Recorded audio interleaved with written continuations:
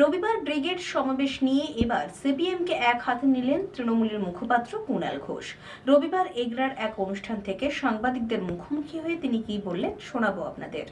বিধানসভা হোক বা লোকসভা নির্বাচন, কোনোটাতেই সেইভাবে অস্বস্তি ধরে রাখতে পারেনি বামেরা।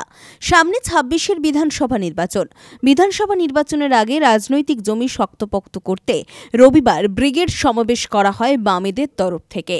সেই ব্রিগেড সমাবেশ নিয়ে এবার সিপিএমকে এক হাতে নিলেন তৃণমূল মুখপাত্র কুণাল ঘোষ। রবিবার এগরার এক অনুষ্ঠান থেকে সাংবাদিকদের মুখোমুখি হয়ে তিনি জানিয়েছেন, বিজেপির দালাল হচ্ছে সিপিএম।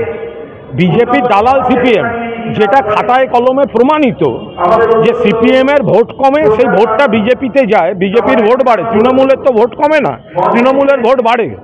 তারা ব্রিগেড করে, তারা এলাকায় দু চারটে মিছিল করেন, আর লোকগুলো গিয়ে ভোট দেয় হচ্ছে সিপিএম এর লোকেরা ভোট দেয় গিয়ে বিজেপিকে।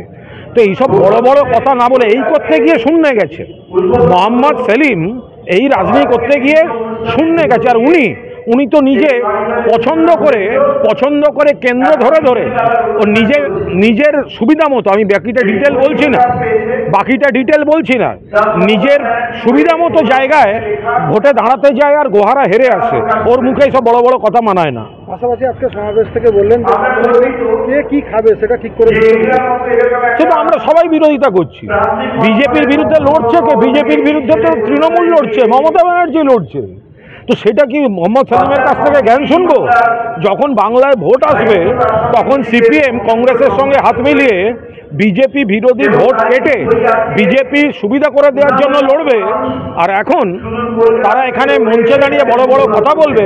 আজকের মঞ্চটা তো হচ্ছে ওপরে সিপিএম নেতারা আর নিচে হচ্ছে বিজেপির ভোটাররা, ওদের লোকরাই তো গিয়ে বিজেপিকে ভোট দেয়। রঞ্জন মাইতির রিপোর্ট, খবর BCBS।